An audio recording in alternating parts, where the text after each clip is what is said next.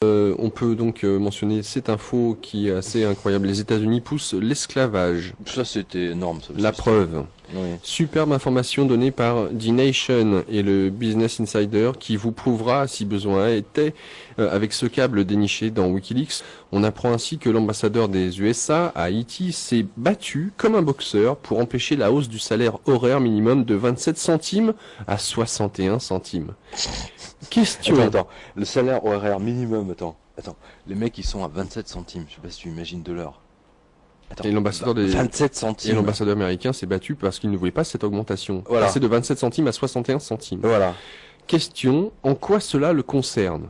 Effectivement, en quoi cela concerne ce diplomate américain? Réponse, Levis et Haynes, multinationale américaine de la fringue, s'y trouvent en Haïti, et l'augmentation du SMIC haïtien baisse les profits des actionnaires américains. Donc, selon le câble de l'ambassade, les multinationales comme Haynes et Lévi-Strauss, qui payent donc aux Haïtiens des salaires de misère ou voire d'esclaves, ben, ça les a rendus fous. Et ils ont dit que, en fait, ils n'accepteraient que 7 centimes de l'heure comme augmentation. Et ils ont demandé donc au State Department, c'est-à-dire le Quai d'Orsay, enfin le Quai d'Orsay américain, donc le ministère des Affaires étrangères, de s'en occuper. Et l'ambassadeur américain a mis la pression sur le gouvernement haïtien, sur le président haïtien, qui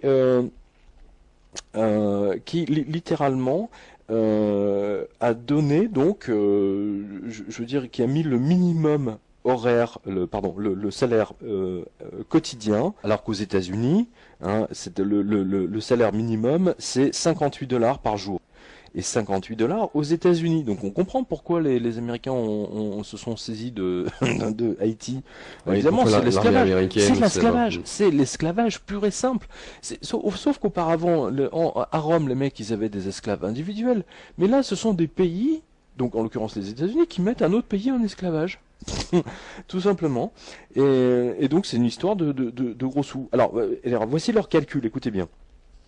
Haïti a à peu près 25 000 travailleurs hein, qui couent, voilà. Et donc si vous payez à chacun d'eux 2 dollars de plus par jour, eh bien cela va coûter à leur employeur 50 000 dollars par jour, soit 12 millions de dollars par an, voilà. Et donc, mais il est hors de question que Haynes, hein, donc les t-shirts, vous savez, qui a 3200 Haïtiens qui fabriquent les t-shirts pour lui, qu'il paye autant, quoi, c'est hors de question.